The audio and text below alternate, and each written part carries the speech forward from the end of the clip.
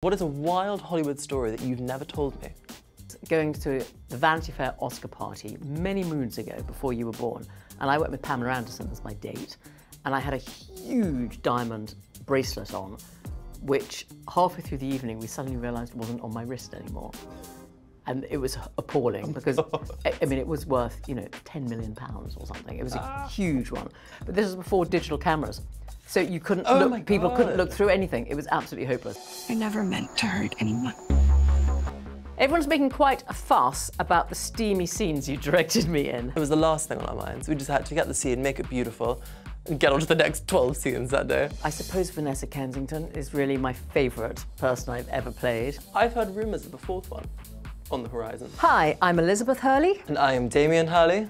And we are spilling the ET. It's okay, we'll do one more time. One more time, sorry, I forgot to turn around. You forgot to turn, but otherwise you nailed it. I apologise. Right. And we are spilling the ET.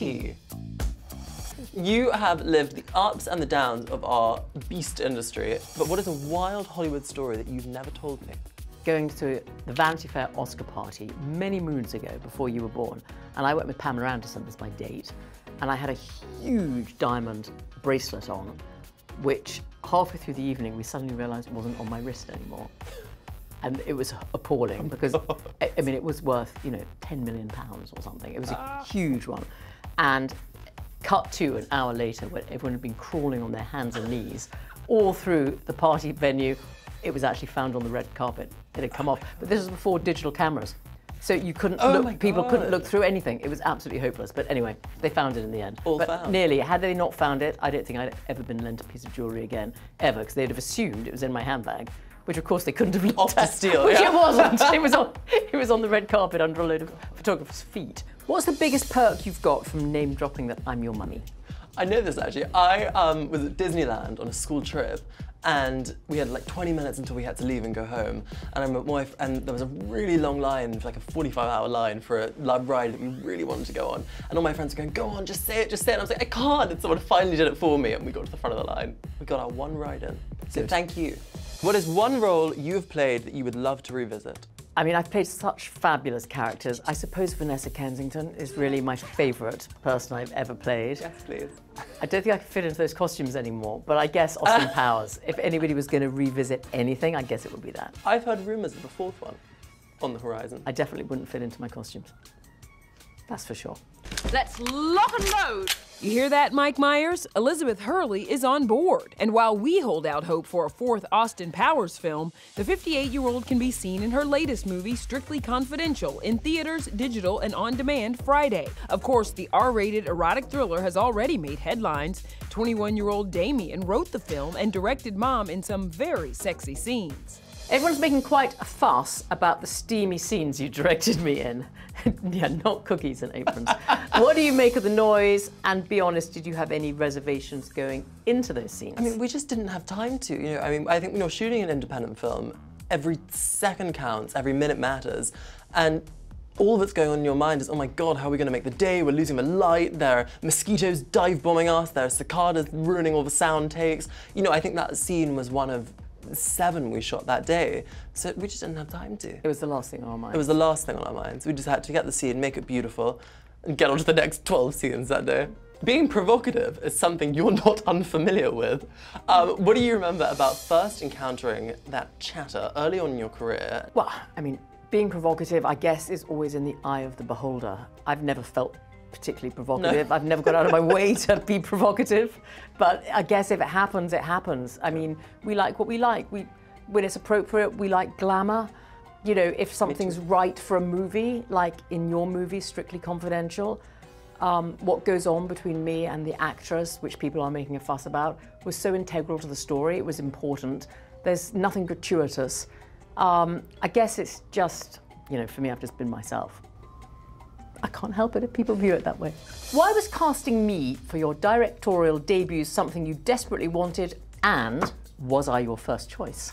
You were my first choice. You know, you made me a promise when I was 8 years old that and I was making my little short films, running around with a camcorder, torturing every long-suffering family and friend member I could get my hand on. And you promised me that if I ever made a real movie, you would be in it. And So I thought only apt to call you on your on your promise, and you delivered. I did. What was your favourite / not so favourite part of having your son despotically boss you around on set?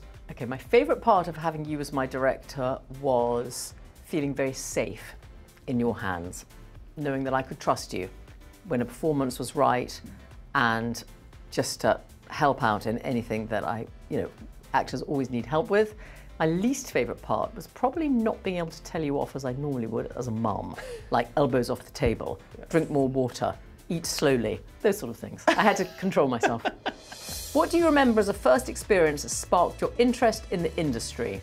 Maybe it was being on one of my sets. I think it was on the set of Gossip Girl, which was the first set that you took me on properly when I was about 8. And I remember it was such a beautiful atmosphere for a young creative to grow up in. I snuck into the editing suite to watch all the editors assemble things. I ran lines with everyone. The directors let me call action and cut. Wonderful Blake Lively, who played Serena, always let me run her lines with her. I knew all her lines perfectly, so during your scenes, I'd shout them out whenever anyone got them wrong. And it was an amazing experience to grow up on. Sparked my creativity. Elizabeth plays the mother of a young woman whose suicide was shrouded in mystery. When her friends start to learn the reasons behind her death, a world of sex, lies, and murder is uncovered. To Rebecca. If there was one lesson you could offer to have me take on my next directing project, what would that be? You've got it down for the directing, being in the editing suite. You've got all that bit down, but I think I would go back to mummy stuff and say you have to look after yourself.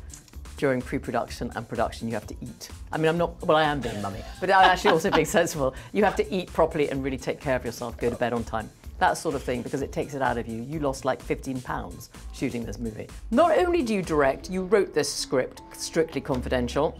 Where was this idea born from?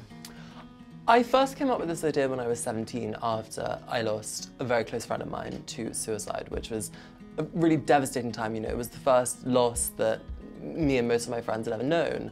And then, then the world fell apart and COVID happened and that idea got tucked into a little drawer.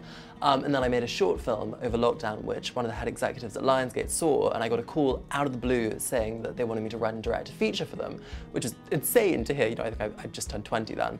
And in the interim, since I first came up with the idea, I lost my biological father to suicide. Your former fiancé Shane, my former stepfather, had also died, and I'd gone through quite a lot of loss, quite a lot of grief, and I'd really grown up, and I just suddenly found that old idea stashed away in a drawer that I'd come up with when I was 17, and I thought, I can make something out of this. So I sat down, started to write, and Strictly Confidential was born. What about my script especially made you want to sign on and play the role of Lily? Well, I'd promised you that I'd be in your first film, so I was always going to be in it anyway. But I think you gave me a lot to do in this. I was only a supporting character. All your leads of Strictly Confidential are all sort of 25 and under.